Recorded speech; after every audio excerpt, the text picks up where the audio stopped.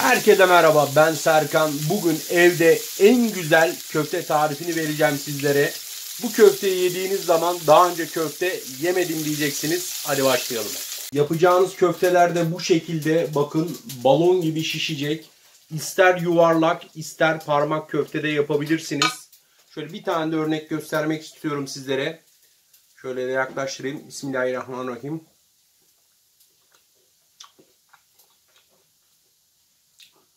Harika olmuş. İçi de çok sıkı, gördüğünüz gibi. Mutlaka deneyin. Hadi başlayalım.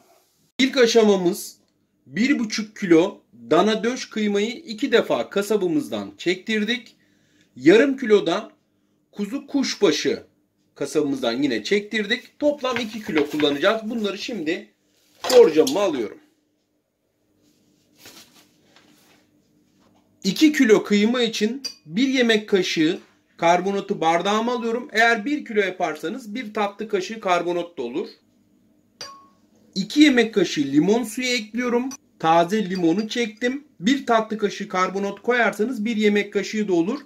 Merak etmeyin, limonun tadı köftenize asla gelmeyecek. Karbonatı aktive etmesi için limon suyunu ekledim bu arada. Gördüğünüz gibi karbonatı ilave etmeden önce mutlaka aktive olması gerekiyor. Limon suyu kesinlikle köftede hissetmeyeceksiniz. Biraz da su ilave ediyorum. Karıştırıyorum. Kıymayı borcamıma iyice yayıyorum. Karbonatı da şöyle karıştırarak dibinden karıştırıyorum ki tortu kalmasın içerisine. Komple döküyorum. Şu şekilde. Bu aşama çok önemli. Hiç durmadan 15 dakika boyunca bunu yoğuracağız. Kıymamızı 15 dakika boyunca ara vermeden yoğurduk. Gördüğünüz gibi birbiriyle özdeşleşti. Baharat olarak 1 tatlı kaşığı tatlı toz biber ilave ediyorum. 1,5 tatlı kaşığı tuz. 2-3 dakika kadar yoğuruyorum yine. Normalde İnegöl köfteye tatlı toz biber konmaz. Hani damak tadı, ben ek ilave ediyorum. İsterseniz koymayabilirsiniz de bu arada. 1 çay bardağı da ekmek rendesi ilave ediyorum. Yine normalde İnegöl köfte ekmek rendesi koymaz ama ben yine de damak tadı olarak ilave ediyorum. Yine yoğuruyoruz 2 dakika kadar. Şimdi yoğurdum. Bunu güzelce streçleyeceğim. Streçledim. Şimdi bunu buzdolabıma koyacağım. Bu köftenin gerçekten güzel dinlenmesi lazım. Yaklaşık bir 8 saat kadar dinlendireceğim. Çok daha lezzetli olduğunu göreceksiniz. Köftemiz buzdolabımızda güzelce dinlendi. Şimdi jelatinlerini de söküyorum. Dinlendirme kısmı İnegöl köftede çok önemli çünkü. Şimdi 1 adet de büyük soğanım var. Bunun suyunu sıktım. Çünkü suyu olursa köfteye acılık verir. Bunu da ilave ediyorum. Güzelce yoğuracağım. Şimdi sıra köftelerimize şekil verme sırası. Birincisi, şöyle biraz su alın. Parmağınızı şöyle batırırsanız da elinize de yapışmaz. Önce klasik İnegöl köfteyi yapabilirsiniz. Şöyle uzun olarak, biliyorsunuz klasik İnegöl köftede. Hani ne kadar inceltmek size kalmış.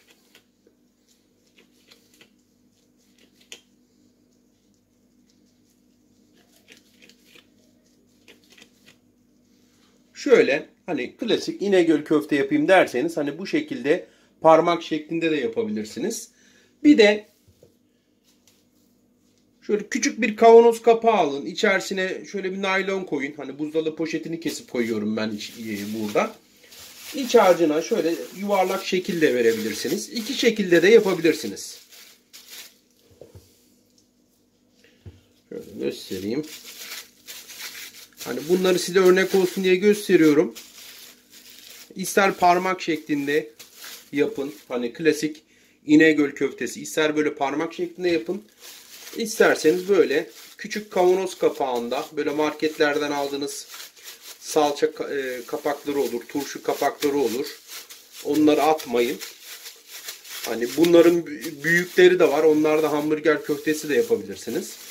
Naylonu koymamdaki amaç hani içerisinden rahat bir şekilde çıksın diye. Diğeri de böyle de yapabilirsiniz. Hani iki şekilde de ben size örneğini göstereyim. Hangisini tercih ediyorsanız. Şimdi ben köftelerimi bitireceğim. Toplam 52 adet köfte yaptık.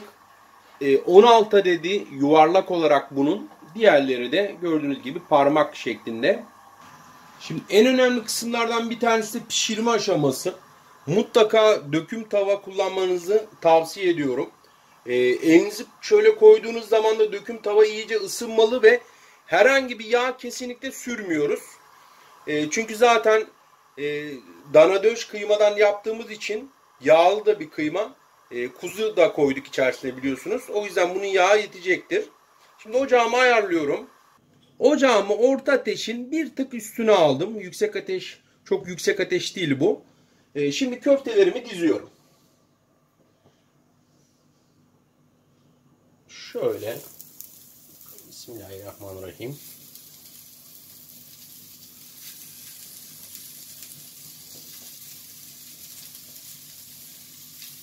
Bütün köftelerimi dizeceğim. Köftelerimi dizdim. Böyle çeviriyorum. Bu köfteyi çevire çevire pişirebilirsiniz. Et gibi değil sonuçta. Bakın şöyle sürekli çevire çevire de pişirebilirsiniz. Zaten biraz da şişecek. Köftelerimizi gördüğünüz gibi çevirerek kızartıyorum. Köftelerimiz balon gibi şişti. Gördüğünüz gibi ister parmak İnegöl köfte olarak, isterseniz de şöyle balon gibi şişen nefis yuvarlak köfte olarak da yapabilirsiniz. Mutlaka bu tarifi evinizde de deneyin. Şöyle de tabağımıza da alalım. Tabi toplamda 52 adet parmak ve yuvarlak köfte oldu. Gerçekten çok lezzetli bir tarif. Mutlaka denemenizi tavsiye ederim. Deneyenlere de şimdiden afiyet olsun. Takip etmeyi, beğenmeyi de unutmayın.